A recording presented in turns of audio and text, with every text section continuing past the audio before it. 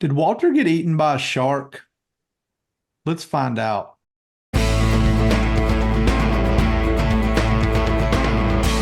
Welcome to Through the Lens of the EMS Wizard podcast. I am Mark Casey, and I'm accompanied by Terry and John. And what did you say happened to Walter? Walter got eaten by a shark. Fake news. Fake No. news, not real. So the whole thing about that is he we know that the taxes are due, and the only way Walter tried leaving the country. Folks that know Walter know he tried to leave the country. That didn't work out. Tax falling there. The one thing that he can do is get eaten by a shark. And if he gets eaten by a shark, he personally doesn't have to pay taxes. So that's my theory on this whole thing. And what better place to get eaten by a shark than the Outer Banks, specifically Dare County, where they run rampant there. But where they do not have sharks is Rowan County. They're pretty safe from shark attacks in Rowan County. And I think we have a really good expert that can attest to that fact, because we have leading the state in shark attack prevention. Leading the state in shark attack prevention, just like Cherokee. Yeah. We have the chief of EMS from Rowan County with us. We have Chief Bryan Edwards. Bryan, thank you for joining us for this episode. Thanks for that. Thanks for the opportunity, guys. And by the way, we do have land sharks. So we're not swimming. We do have land sharks. Land sharks. Not the beer. Well, we have that too. Okay. Awesome. Give us a little background, Chief Edwards, on how you got to where you are. And I mean, I'm start from you wasn't in EMS.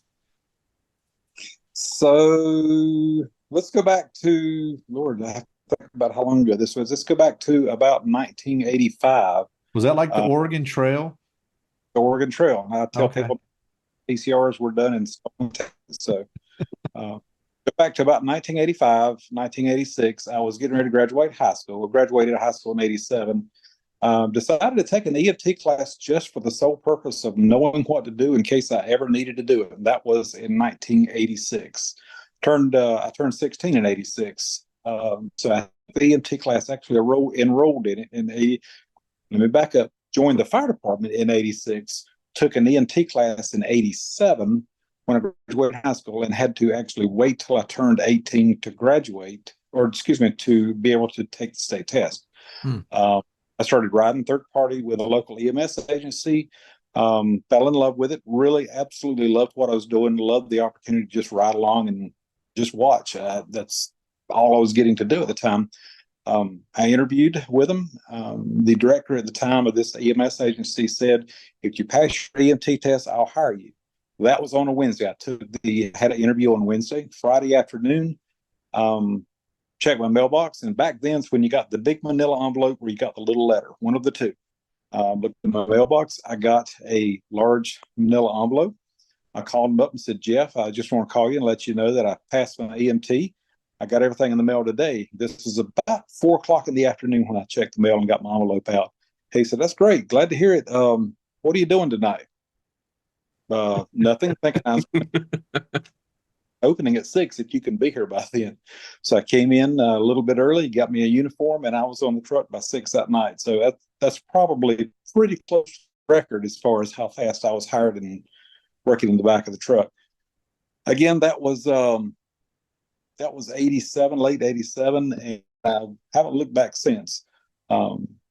Worked there for a couple of years. I actually started working there full time while I was going to college. I started off at UNC. My goal, back up a little bit, my goal in life was to be with a Highway Patrol, North Carolina Highway Patrol. That's what I always wanted to do. As you can see from these, I didn't have the greatest of vision at the time. They did not accept LASIK either. So I will never forget sitting at the Highway Patrol office on North Tryon Street in Charlotte. The first sergeant was reading over my application. At the time, I had contacts in, so he didn't know. And I will never forget. Now, you have to remember, this trooper was wearing a set of reading glasses. He pulled his glasses down, looked at me, and said, son, I appreciate your interest in the North Carolina Highway Patrol. However, there's no use in me wasting your time or mine. That sort of crushed my dreams. So at that time, I had to decide what I was going to do. Decided EMS is where I wanted to go, and I've been doing it ever since. And it was, like I said, that was in the late 80s. I don't think I've ever heard a story that somebody checked the mail at 4 o'clock to get their credential, and by 6 o'clock was on a truck somewhere. That's a new story for me. Yeah. We've heard some Legit. fantastic stories, but that Hey, one, my credential came in. Oh, 2 hours? okay. Was it? So what you didn't do volunteer rescue squad or nothing? You was that a I, career agency, or was that I a did. I started at a local fire department, little small neighborhood fire department that also had an EMS agency. okay? But I have to clarify that this volunteer ambulance service ran probably on average one call every 2 weeks. So it's not the very busy service by any stretch of the imagination. I That's was my running. kind of agency, boy. It is. It Yeah. is. I wish some EMS agencies were like that now. Yeah, we were running volunteer ambulance, just riding along, tagging along as third party, and riding some fire calls as well. In all honesty, we probably ran more fire calls at that fire department than we did EMS calls. Yeah. And my how the times have changed. Oh, I know. Some for good and some not. Somewhere along that journey, though, you found your way into a chief spot. What is that something that you found that you wanted to do as you were coming through, or just asked to do? How did you end up in supervision at all? Well, I've always told people, you just stick around long enough, they're going to put you in. When I teach at UNCC at the EMS Leadership Institute, there is a little comic strip that I put in there where the lady walks up and hands in her resignation. The guy begs her not to go, and he said, "If you'll stay, I'll make you a supervisor." And so she really screws up, turns in her resignation, begs her to stay, and by the end of the day, she's a supervisor on the truck. And yeah, that's what I like it too. But in all honesty, as far as me going into leadership, I did not make that decision probably until about 20 years ago. I was working, trying to decide what I was going to do. Was I going to nursing school? Was I going to go back and finish my degree? I had no clue. So I was just like any other paramedic at the time. I decided just go ahead and start taking some classes to finish up my degree, maybe get into nursing school. And I realized that the same classes I needed to finish my EMS degree was the same classes I was taking for my prerequisites for nursing. That was right about the time Gaston College came out with their bridge program. So I took the classes that I needed to finish up what I had already accomplished at UNCC, got into Gaston, took a handful of classes from Gaston College, finished my associate's degree. From there, I was able to get into Western Carolina, finished my undergraduate degree in EMS management, went straight on from there into their first master's degree program. So from 2003 until 2010, I was pretty much in school every single day until I had that finished up. Do you feel now that we've had these conversations before about degree, no degree? How do you feel the degree programs, that academia prepared you for leadership? There are some classes that definitely, absolutely, I would not trade for anything in the world. There are some healthcare leadership classes that really helped me out, I believe. There are some other classes that, may or may not have. And there are some classes that it's just like any other college degree. You look at it like it was filler and fluff. But when it comes right down to it, from being in a leadership role, knowing how to understand Medicare, Medicaid law, knowing how to understand statistics, biostatistics, those classes were invaluable. I wouldn't trade those for anything in the world. When it comes to some of the other leadership classes I took, I can't say that they really were, I can't say those classes really helped me a lot. I'm not saying they didn't, but it's just like any other degree program. You've got a very wide range of classes that you take. Some help you, some don't. But I will say there were some classes that I'm a big advocate of Western Carolina. They've done a lot of good for me. They got me to the point that I was looking to get to, having the degree and everything. So I'm very proud of what they offered me. Go Cats. Go Cats. That's exactly right. Chief, so what you've been a supervisor in a couple of different agencies, in the structure, in the organization, and the hierarchy. What are some similarities when you look at and say these these differences between, size of the system or schedule or, is it private, public model, whatever. What's a commonality when you look at leadership and you say this is definitely something that brings us together and not divides us? People. Up one side and down the other is people. The smallest agency I've ever worked for was a little EMS agency, southeastern part of the state, Anson EMS. They ran a total of 2 trucks. That's where I got my start. The largest agency I've ever worked for, and the one that allowed me to cut my teeth or get into administration was Mecklenburg EMS, one of the largest EMS systems on the eastern seaboard. So I've worked from the smallest to the small to the largest to the large, and I don't care what the size is, you've got a commonality that runs through there, and that's people. And I learned a long time ago, if you don't take care of your people, they're not going to take care of you. The fine line is learning what each EMS organization takes and what those people need to be felt like you're taking care of them. Is it writing a special card to them when they have a child? Is it writing a get well card when they're in the hospital? Or is it just calling them, letting them know you're thinking about them? Some people would just rather be left alone completely. So it's every EMS organization, every group of people is different. And I would dare say it takes a long time to really get to know your EMS organization. You cannot walk into an organization and say, I got this, I know what I'm doing, because I promise you, you'll fall flat on your face. Mecklenburg, being an urban organization, draws a certain segment of paramedics and EMTs, whereas you go to, say, Union County or Catawba County or Rowan County, you may not have quite the same subset of people. So it's getting to know those people and getting to know the needs of the people. That anywhere you go, if you don't take care of your people, they're not going to take care of you.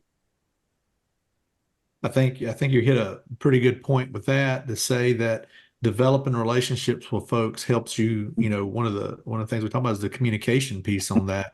How are you going to be able to communicate effectively if you don't have at least some insight into how those folks operate and think, and share a little bit of how you operate and how you think.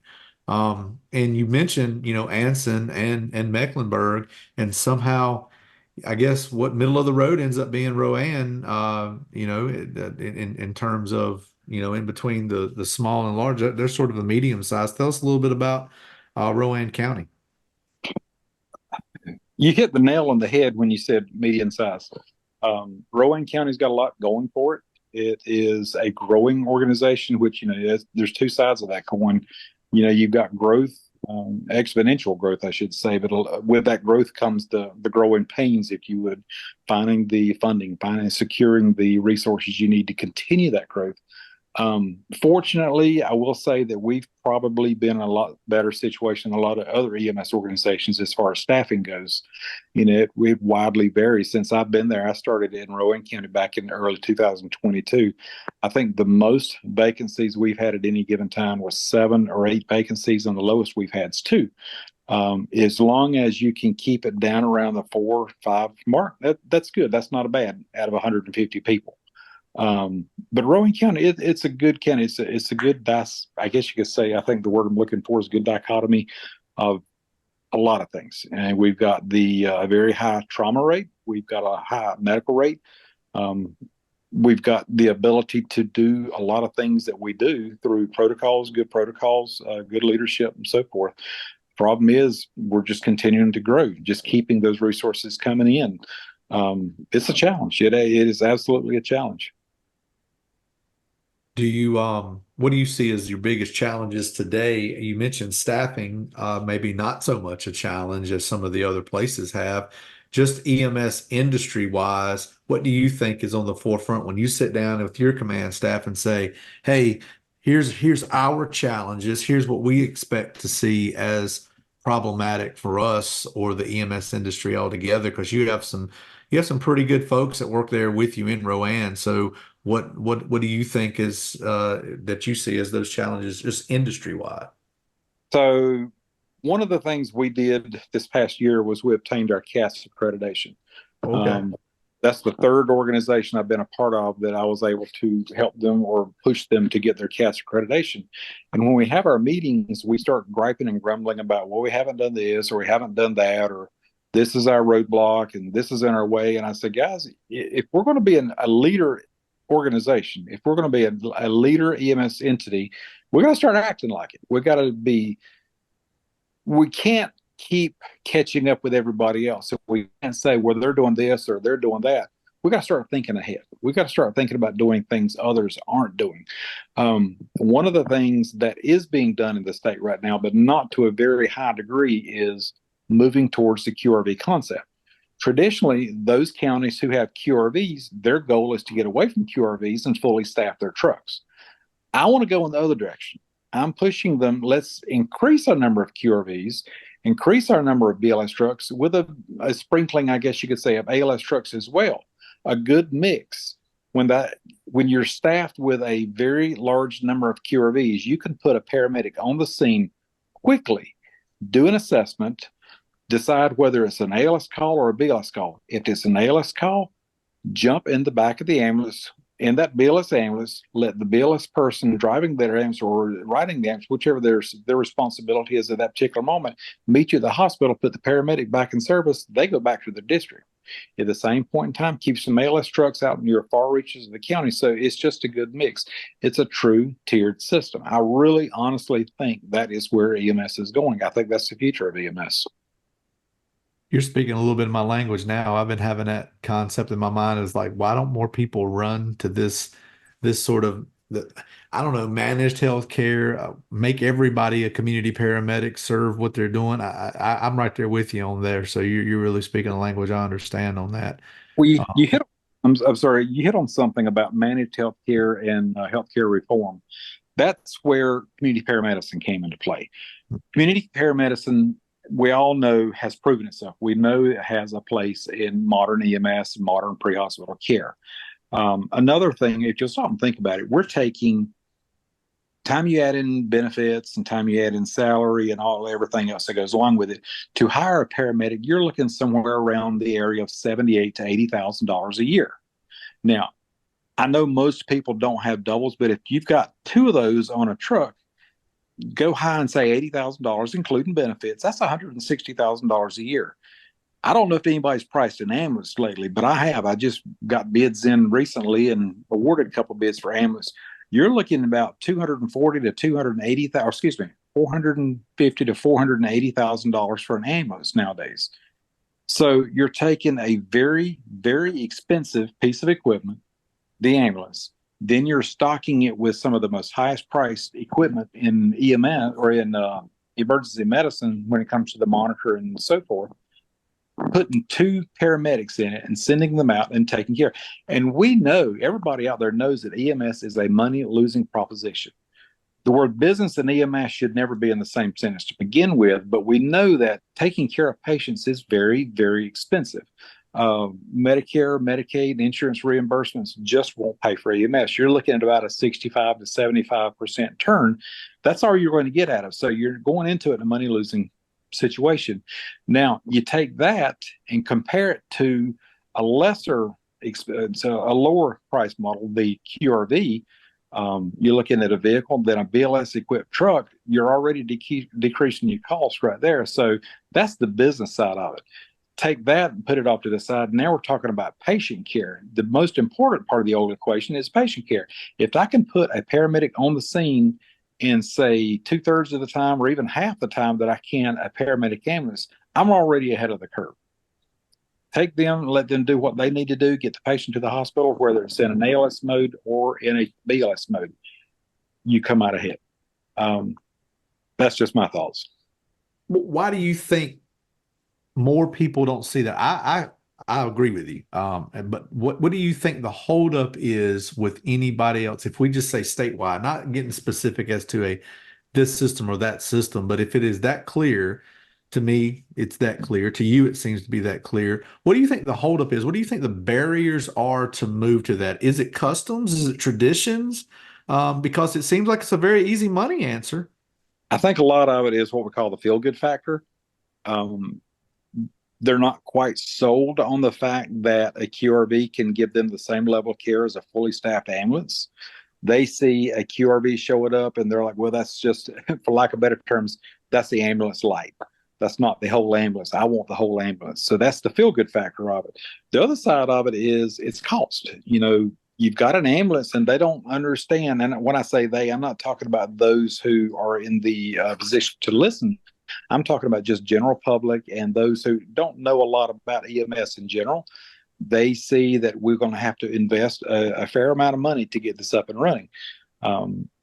It's not cheap. I get that. In the long run, it is a more economical route, but it's that feel good factor and it's just the economics and having to make that initial investment.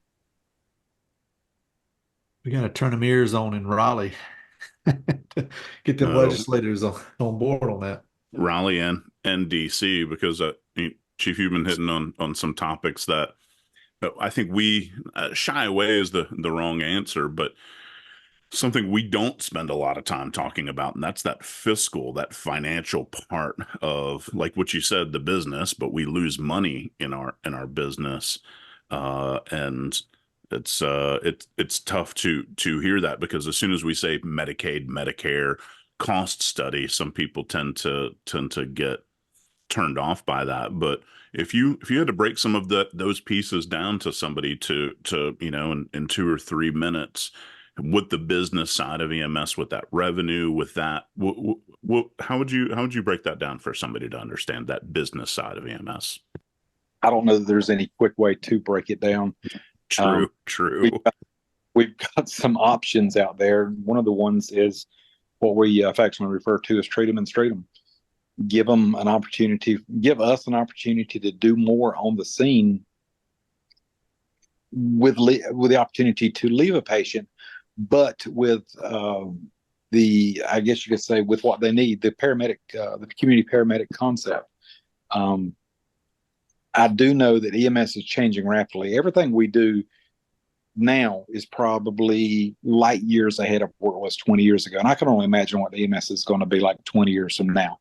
Who would have ever thought that you would see a CT scanner in the back of an ambulance? And some of your larger cities are putting those in ambulances now, getting the CT scanner out to the patient as opposed to getting the patient to the hospital. We're a long ways from seeing that in here, but some of your larger cities who have the larger hospitals, Cincinnati, I think Fort Worth has one. Yeah. Those are things absolutely cutting edge.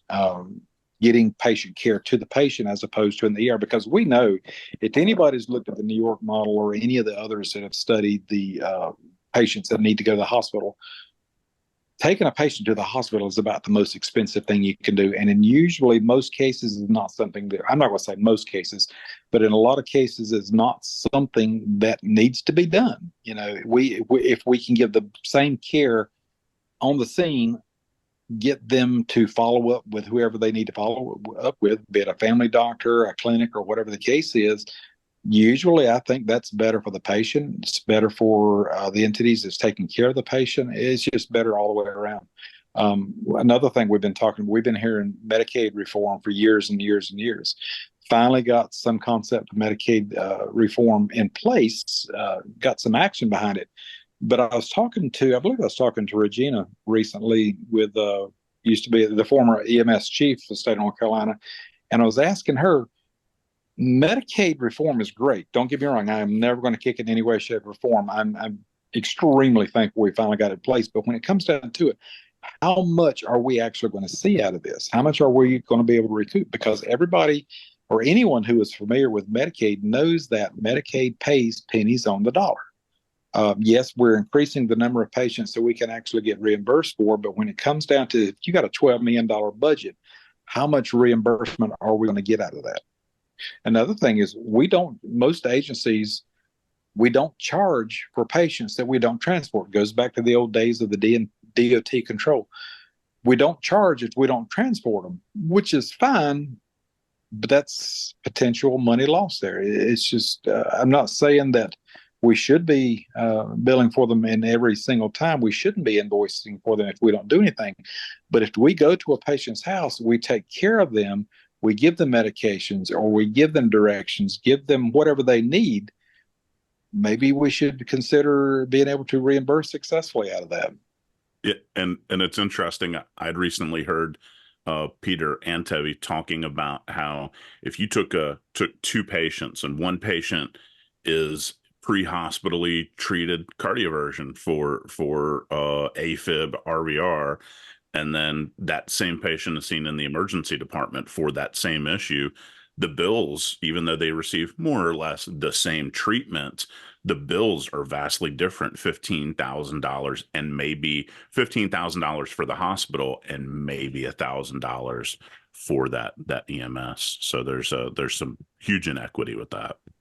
It absolutely is. And it goes back to, like I said, if you figure it down to, I'm not going to get off into my business spiel here, but if you figure down to an hourly rate of what it costs to run an EMS entity, EMS is not cheap. It is not cheap in any way, shape, or form, and it's only increasing. I actually appreciate the candor in and being able to speak this, because this is something that I think folks need to hear and understand, that there's so many different viewpoints out there, but to hear one that says, hey, this speaks of past, present, and future of what you're talking about. You're talking about the past of how you got to here, the present of how things are, and then the difference you can make going forward. Now, this idea that you're talking about, one question is I feel like the paramedics, the EMS people out there feel like something needs to be done to an EMS system to make change. Something needs to change in the system itself. Do you feel like the resistance is within the people, or the resistance of being able to move is in something else? I think over the last 5 years, EMTs and paramedics have just absolutely had their backsides handed to them. We have continuously grown in our call volume ever since I've been in Rowan County, and even years before that. Now, yes, I do remember in the last 2 years, we've had 2 months where we were either stable or dropped just a little bit from the year before. But out of those 2 months, well, I should say those are the only 2 months. Every other month, we're climbing exponentially. So they're getting their backsides handed to them. The call volume is going through the roof. Wait times at EDs are increasing. The equipment, let's go back to what I was talking about a minute ago about ordering and placing bids and awarding bids for new ambulances. Do y'all have any idea what the lag time is for receiving an ambulance that's ordered right now? Talking about that earlier. Insane. 3 years on average, with some vendors telling me up to 42 to 46 months. So realistically, if it takes that long, you're looking at 4 years to get an ambulance. So I've already got ambulances that have 100 to 150,000 miles on them, and they're only about 6 years old. Can you imagine what shape those ambulances are going to be in? And I'm not just talking about mine. I'm talking about EMS industry wide. They're all that way. So if it's taking that long, and the reason I get off on that tangent is paramedics and EMTs are already getting their backsides handed to them. We know that. State of North Carolina, I have heard different figures, but I believe, if I'm not mistaken, in the last year awarded somewhere in the neighborhood, y'all that are in EMS education, help me out here. I've heard the neighborhood of less than 150 paramedic credentials issued last calendar year.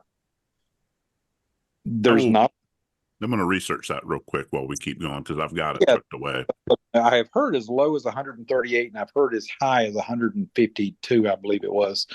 I don't have anything realistic to fall back on for that. That's the figures I've heard. The reason I say that is because people are getting out of the industry. They're getting their backsides handed to them. Call volumes are going up. At the same time, we're adding more and more responsibilities to them. We're telling them, well, you've got to get this number. You got to get this telephone number. You can't leave until your EPCR is finished. Everything's got to be closed out. You didn't get a Medicaid number, we're going to dock you for that. Oh, and by the way, you didn't get your response. You didn't meet your response time criteria this month. And I'm not saying we don't track that, but there are EMS agencies that do track that. So every way you can look at it, they're getting more and more laid on them.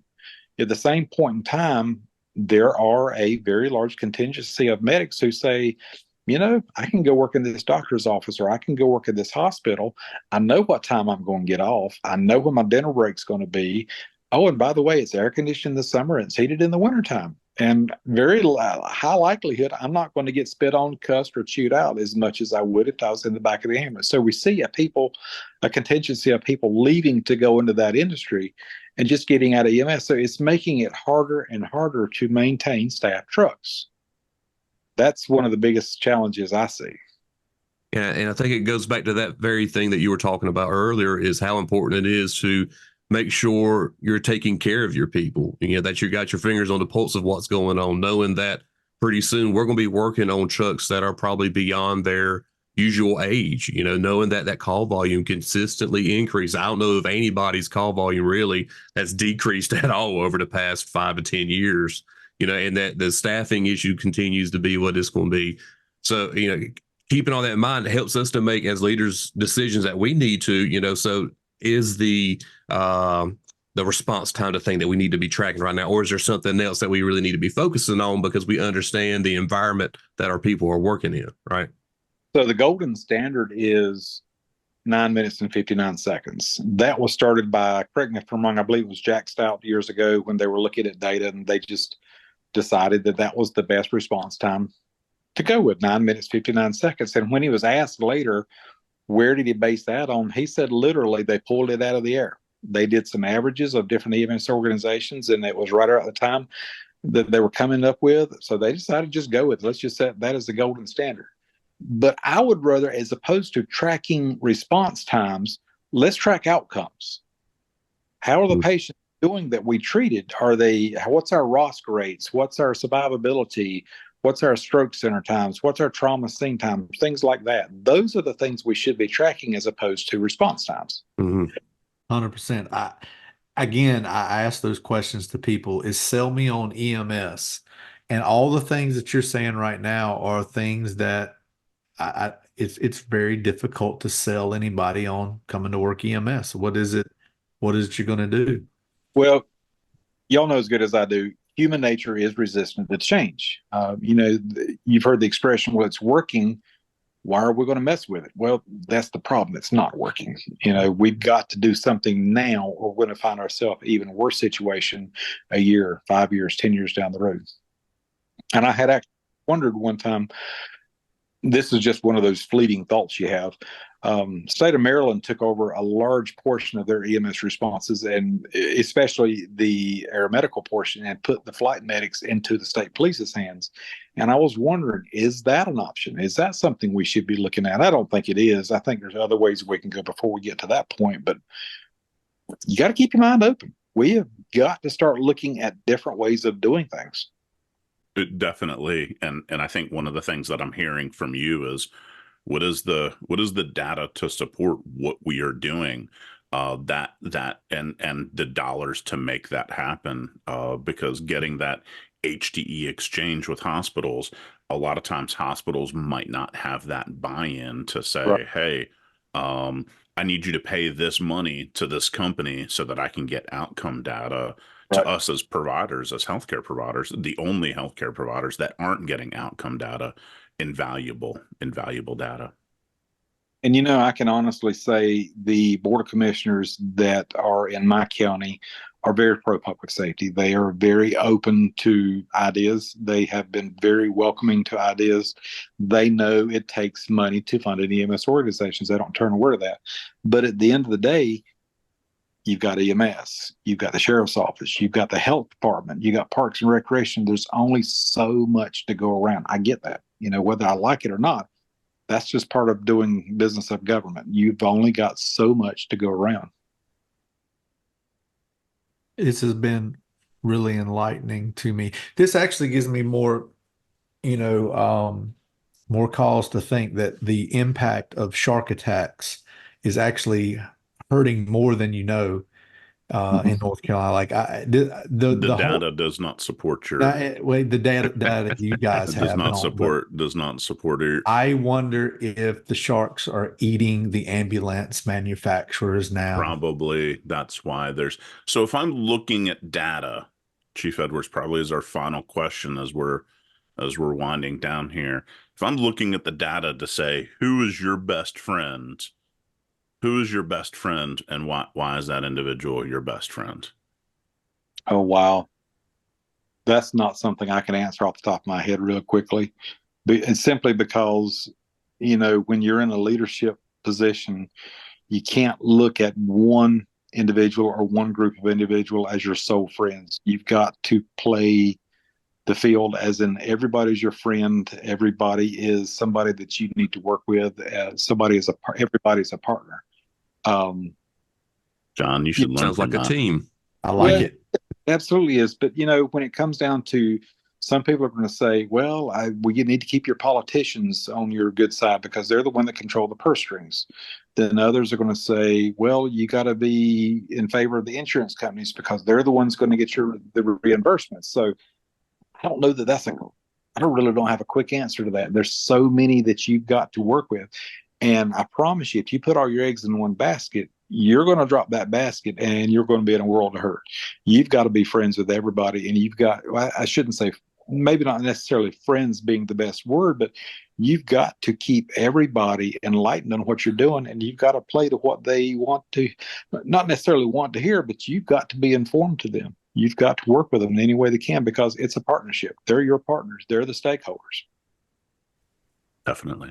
Sharks eat eggs. So if you was to spill your eggs, sharks would get them. Landsharks. Those two. Chief Edwards, we really appreciate your time coming on here. I really wish you could share with where me to take what's in your that. glass. I really appreciate it. I really do. It's been a long road for me. And, at the end of the day, I look at it like I'm just getting started. I'm having fun. I've always had fun in what I did until I realized I've been doing this for almost 38 years. Wow. It's the only career, it's the only job really that I've ever had. And I wouldn't do anything else. I've met some really great people along the way, and I've met some that I wish I could forget about. But, even the worst of the worst have taught me. And I've had some mentors, I've had some great mentors along the way. And, even those that you just want to put your hands around their neck and shake them and say, what are you thinking about? They still teach you. It might not be the best of qualities, but they teach you that's what I don't want to be like. I can have my legacy, whatever. I can say my mentor over here, that's what I want to be like. This person, I'm thankful for what they taught me not to be like. True that. True that.